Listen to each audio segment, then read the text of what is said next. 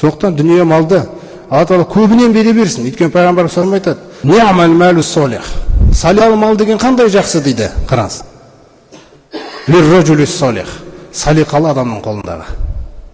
Көрдіңіз бе? Адам салиқалы болғаннан кейін малың салиқалы. Малы Алла Тағала сұраған сайын жұмсай береді ол. Жұмсай береді. Соқтан байлық деген нәрседен қорқып қалмаңыздар. Пайғамбар салам айтып отыр: кімге ата байлық берсе, егер де ол жұмсап жатса, қараңыз.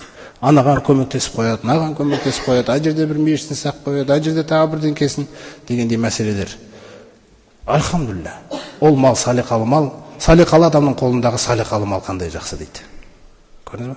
Соқтан біреуге Алла Тағала молшылық берсе, міндетті түрде сол молшылық берілген адам өзінің қасына жаңағы бір кітабына бір пақырдың отбасын, сосын бір міскіннің отбасын дегендей мәселе қамтамасыз етуге албасын.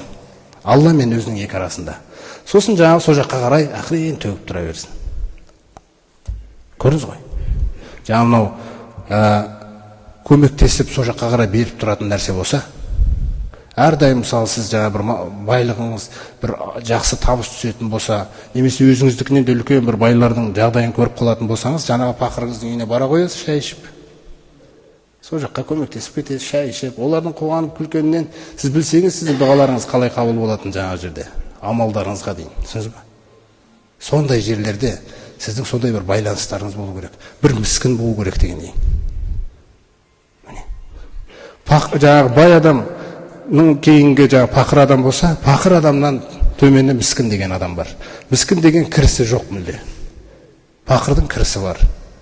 Бірақ бай адам секілді әр нәрсеге қол жете бермейді. Бірақ жеткілікті.